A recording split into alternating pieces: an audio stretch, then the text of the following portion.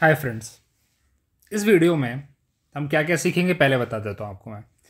एक है chairman of the Rajya Sabha, साथ ही साथ deputy chairman of the Rajya Sabha.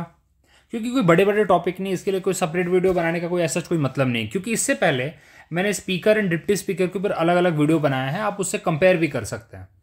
और सेकेंड वीडियो जो मैंने बनाया है डिप्टी स्पीकर का, उसके साथ मैंने स्पीकर का कंपेरिजन भी किया। यहाँ पे भी आपको चेयरमैन का और डिप्टी चेयरमैन का कंपैरिजन मिलेगा, और साथ में chairman of the Rajya Sabha and speaker of the Rajya Sabha का एक कंपैरिजन मिलेगा आपको। तो एंड तक आप बने रहिए, वीडियो में आपको काफ़ी मज़ा आएगा, क्योंकि काफ़ी डिटेल वीडियो है। एक प्रॉपर आपको स्पीकर डिप्टी स्पीकर का भी एक कवरेज दे देगी आपको कि अच्छा इसमें क्या क्या चीज़ें हैं आर्टिकल के साथ। ठीक है, अब देखिए इतना आपको पता होगा कि चेयरमैन ऑफ द राज्यसभा कौन होता है, वाइस प्रेसिडेंट होता है। Vice president is so called as ex officio chairman of the Rajya Sabha, आपने सुना हुआ है। तो अलग से ऐसा कुछ पावर मतलब अभी तो आपको हमें समझने की जरूरत ही नहीं है वाइस प्रेसिडेंट के बारे में अगर जानते हैं तो। ठीक है, इनके पास जितनी पावर होती है सारी की सारी पावर होती है as a chairman of the Rajya Sabha. लेकिन जब वे प्रेसिडेंट बनते हैं मतलब फॉर द मैक्सिमम 6 मंथ के लिए प्रेसिडेंट बन सकते हैं, क्योंकि 6 महीने का मैक्सिमम टाइम है जब तक नया प्रेसिडेंट अपॉइंट नहीं होता। इन केस अगर प्रेसिडेंट की पोजीशन वैकेंट हो जाती है या फिर अब्सेंट हो जाता है, any of the reason okay, तो उस केस में 6 महीने के लिए मैक्सिमम में प्रेसिडेंट बन सकते हैं। तो उस टाइम पे इनके पास जो पावर्स मिलेंगी वो प्रेसिडेंट की रहेंगी, प्रिविलेजेस प्रेसिडेंट के रहेंगे इनके पास। और साथ ही साथ अगर जब कभी भी प्रेसिडेंट बने, एक भी दिन के लिए क्यों ना बने, दैट टाइम इनके पास सारी पावर, सारी प्रिविलेजेस, सारे एमोलमेंट्स, सब कुछ इन्हें प्रेसिडेंट के मिलेंगे। ठीक है, चलिए अब क्या क्या आर्टिकल है। देखिए आर्टिकल नंबर 64 जो कि अपॉइंटमेंट ऑफ द इसकी इलेक्शन एंड अपॉइंटमेंट जो है इनका वाइस प्रेसिडेंट की बात करता है। और आर्टिकल 89 थोड़ा स्पेशल है यहाँ पे। देखिए आर्टिकल 89 में दो चीजें हैं। सीधा बोला जाता है कि vice president act as a ex officio chairman of the Rajya Sabha plus या फिर काउंसिल ऑफ स्टेट। इसका क्लियर कट वही मतलब होता है कि वाइस प्रेसिडेंट ऑटोमेटिकली अगर बनता, कोई भी बनेगा, ऑटोमेटिकली वो चेयरमैन बन जाता है काउंसिल ऑफ द स्टेट का या फिर राज्यसभा का। सिंपल सी बात है। और आर्टिकल 89 और क्या बातें करता है, आर्टिकल 89 ये भी बातें करता है कि there must be a deputy chairman. Deputy chairman भी होना चाहिए हमारे पास। Okay, the deputy chairman. और ये भी बोलता है कि डिप्टी चेयरमैन अगर डिप्टी चेयरमैन की पोजीशन अगर वैकेंट है, अगर डिप्टी चेयरमैन की पोजीशन वैकेंट है तो एक काउंसिल ऑफ स्टेट की ड्यूटी है, काउंसिल ऑफ स्टेट मतलब राज्यसभा की ड्यूटी है कि नया डिप्टी चेयरमैन अपॉइंट करे।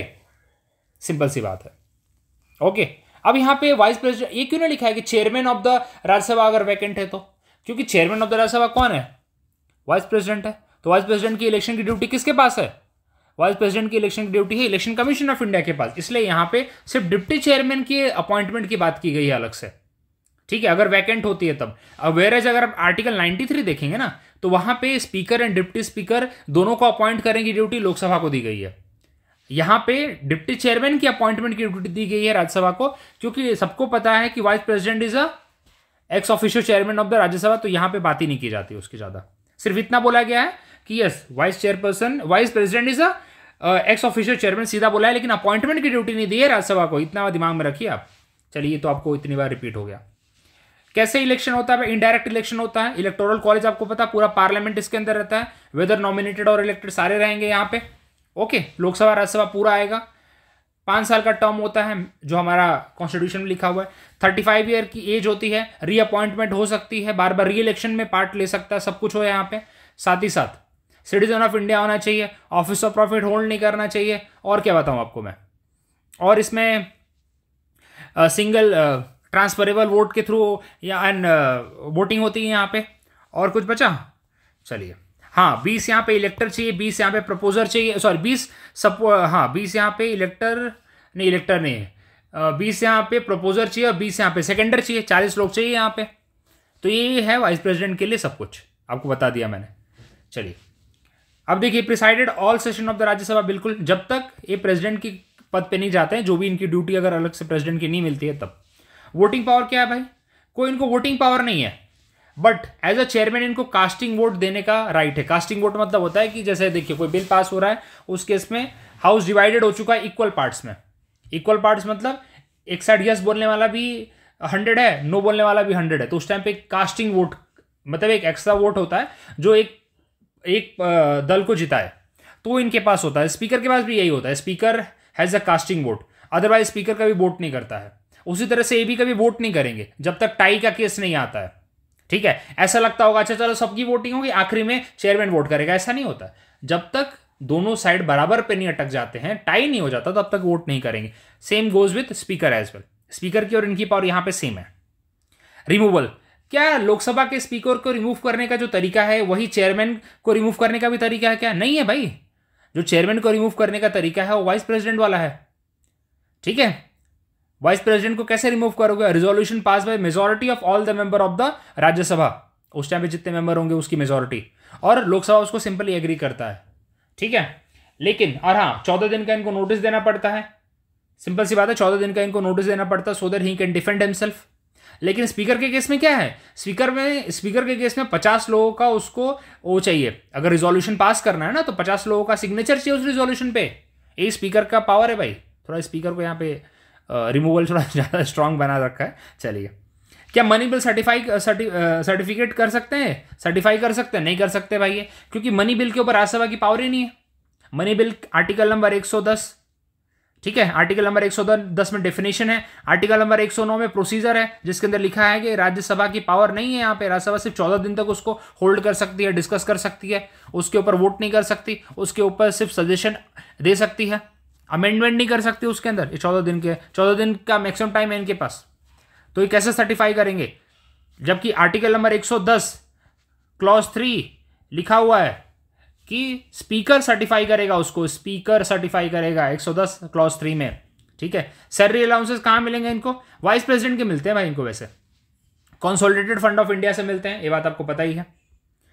और he is not a member of any committee, simple सी बात है, he is not a member of any committee. Speaker यहां पे 3 कमिटीज का हेड होता है।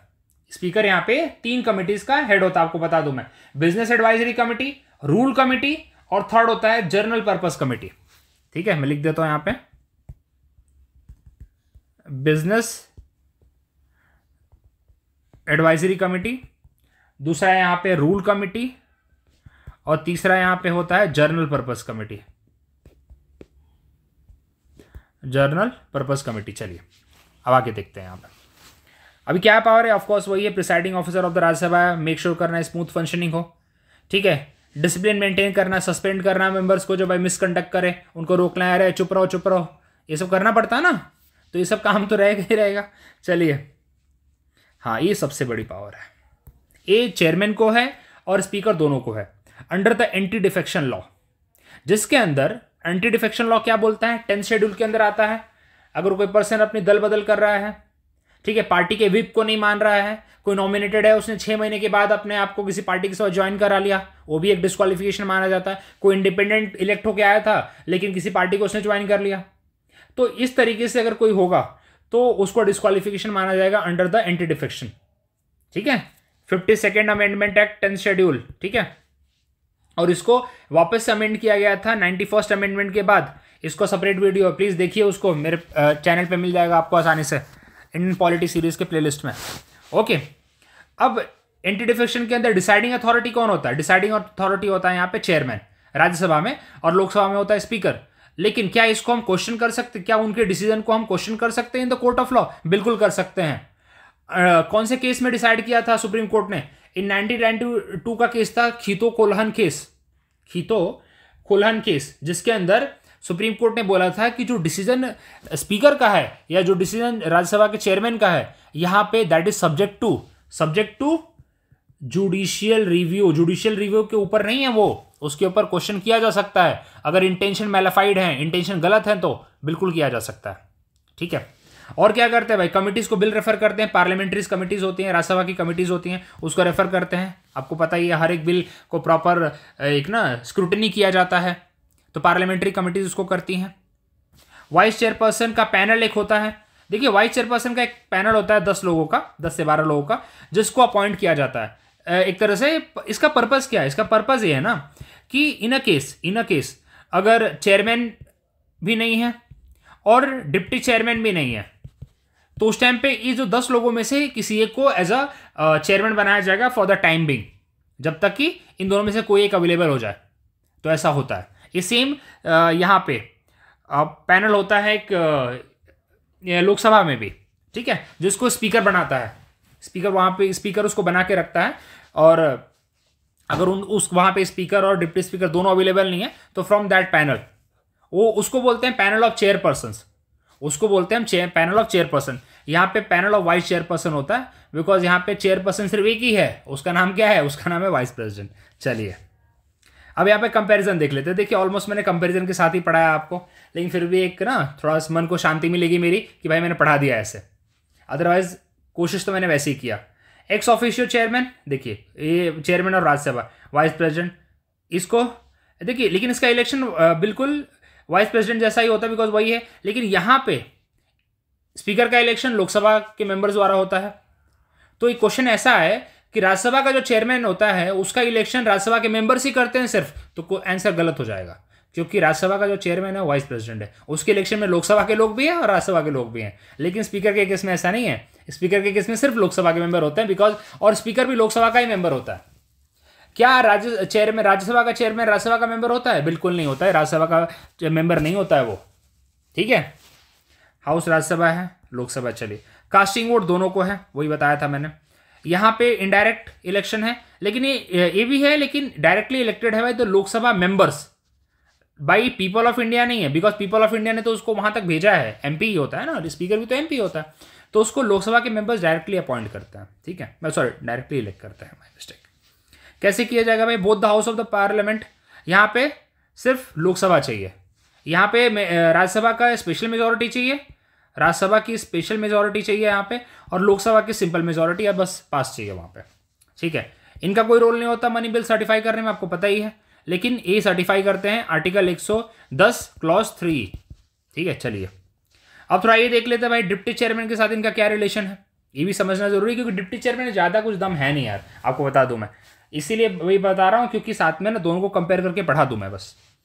आर्टिकल 64, आर्टिकल 89, यहाँ पे सिर्फ आर्टिकल 89 है, आर्टिकल 64 वाइस प्रेसिडेंट वाला आर्टिकल है, वैसे इनके लिए आर्टिकल 89 है। क्या है भाई कि राज्यसभा एक डिप्टी चेयरमैन अपॉइंट करेगी, इलेक्ट करेगी, सॉरी, ठीक है। चेयरमैन होते हैं ऑफकोर्स डिप्टी चेयरमैन है, कोई मतलब, चलिए वो तो वही हो गया। Not elected by the Rajya Sabha, of course सी बात है, क्योंकि वाइस प्रेसिडेंट क्या है, दोनों हाउस के हैं, दोनों हाउस से इलेक्ट किए जाते हैं by the single proportional single transferable vote, ठीक है। Elected by the Rajya Sabha member only. Presiding officer क्या है भाई, राज्यसभा के हैं, लेकिन डिप्टी चेयरमैन प्रिसाइडिंग ऑफिसर तब बनेंगे जब वहां पे चेयरमैन की गद्दी खाली रहेगी थोड़े टाइम के लिए, इन द ऑब्सेंस। अब क्वेश्चन ऐसा है, चलो एक क्वेश्चन पूछता हूं आप लोगों से, थोड़ा एक क्वेश्चन ऐसा है, अगर अगर चेयरमैन ऑफ राज्यसभा की पोस्ट वैकेंट है तो कितने टाइम के लिए वैकेंट हो सकती है? वैकेंट मतलब खाली है, मैक्सिमम 6 महीने के लिए, 6 महीने के अंदर इलेक्शन कराए जाने चाहिए। आप समझ रहे हैं चेयरमैन ऑफ द राज्यसभा कौन है? ये chairman of the Rajya Sabha vice president है। आप मैक्सिमम 6 महीने के लिए आप यहाँ पे, क्या है, चेयरमैन ऑफ द राज्यसभा की पोजीशन अगर वैकेंट होगी तो सिर्फ राज्यसभा चूज करेगी? नहीं, ये इलेक्शन कमीशन ऑफ इंडिया की ड्यूटी है कि इलेक्शन कराएगा प्रॉपर, उसके लिए यहाँ पे लोकसभा और राज्यसभा के दोनों के मेंबर पार्ट लेंगे, नॉमिनेटेड इलेक्टेड दोनों पार्ट लेंगे, और फिर जाके इलेक्शन होगा, ठीक है। तो जो डिप्टी चेयरमैन है मैक्सिमम 6 महीने के लिए चेयरमैन बन सकता है, इन द केस ऑफ कि अगर वहां पे वाइस प्रेसिडेंट की पोस्ट वैकेंट हो जाती है तो मैक्सिमम, ठीक है। चलिए ये तो आपको वही है, सारी चीजें हैं। रिमूवल प्रोसेस आपको पता है, वाइस प्रेसिडेंट को कैसे रिमूव करते हैं? Resolution pass by the majority of all then members of Rajya Sabha plus Lok Sabha वहां पे उसको बस सर्टिफाई कर दे। यहाँ पे इनको सिंपल मेजोरिटी से पास कर दिया जाता है, दोनों को कोई पावर नहीं है मनी बिल पे। हाँ अब देखिए यहाँ पे ये थोड़ा इंपॉर्टेंट है। पार्लियामेंट्री कमेटी में वाइस प्रेसिडेंट का कोई रोल नहीं भाई, वो नॉमिनेट करता है चेयरमैन उसके लिए, ठीक है। पार्लियामेंट्री कमेटी के लिए राज्यसभा की पार्लियामेंट्री कमेटीज होती हैं, मतलब राज्यसभा के जहां पे मेंबर्स होते हैं, लेकिन इनके लिए एक प्रिविलेज है भाई। इनके लिए प्रिविलेज क्या है कि अगर ये किसी कमेटी के मेंबर बनते हैं जो राज्यसभा की है, so in that case he will become the chairman. Same goes with the deputy speaker as well. Deputy speaker के साथ भी क्या होता है कि वैसे तो उनके पास ज्यादा कुछ पावर नहीं है, सारी पावर स्पीकर के पास है, लेकिन अगर वो किसी कमेटी के मेंबर बनते हैं तो उस कमेटी के वो डायरेक्टली चेयरमैन बन जाते हैं, सिंपल सी बात है। वही इनके साथ भी है यहाँ पे, ठीक है, वही इनके साथ भी है यहाँ पे, ठीक है। और तो ऐसा कुछ यहाँ पे नहीं है। सैलरी अलाउंसेस पता ही है आपको, दोनों को कंसोलिडेटेड फंड ऑफ इंडिया से मिलता है, ठीक है। एज सच दोनों को सेम रोल है। बस इनके लिए अब्सेंस वाला है कि अगर वाइस प्रेसिडेंट की पोजीशन खाली होगी तब जाके बैठेंगे, वाइस प्रेसिडेंट नहीं, चेयरमैन की पोजीशन खाली होगी वहाँ पे तब जाके बैठेंगे। ठीक है, अब यहाँ पे वाइस प्रेसिडेंट किसी पार्टी का नहीं होता, लेकिन ऑफकोर्स ही किसी पार्टी के होते ही होते हैं, लेकिन एक्सपेक्ट वही होता है कि न्यूट्रल रहे। ठीक है, चेयरमैन ऑफ राज्यसभा कौन है? वाइस प्रेसिडेंट है, ex officio role. Deputy chairman is elected by the Rajya Sabha member from among themselves, both can preside but deputy chairman can only act in the absence. Deputy chairman has a more direct role in the Rajya Sabha internal matter like committees. Of course ये बात है, because of committee के directly chairman बन जाते हैं if you become the member of any of the committee of the Rajya Sabha. ठीक है, तो ये मैंने कोशिश किया 3-4 टॉपिक एक साथ कवर करने के लिए और सबको एक साथ कनेक्ट करने के लिए। 3-4 आर्टिकल हमने पढ़े, इसमें आर्टिकल लिख देता हूं। आर्टिकल 110 क्लॉज 3 बार बार रिपीट किया, आप लोग देखेंगे। आर्टिकल 89 किया मैंने, आर्टिकल 93 किया मैंने यहाँ पे। ठीक है, और कुछ आर्टिकल किया नहीं, ये 3 आर्टिकल मैंने यहाँ पे किए हैं। प्लीज इसको लिखिएगा अपने हिसाब से, और आर्टिकल 64 भी पता करिए क्या है। ये 4 आर्टिकल लिखिएगा इनके साथ, और तो बने रहिए मेरे साथ और अपने फ्रेंड्स के साथ शेयर करिए वीडियो अगर पसंद आया हो तो। Thank you very much.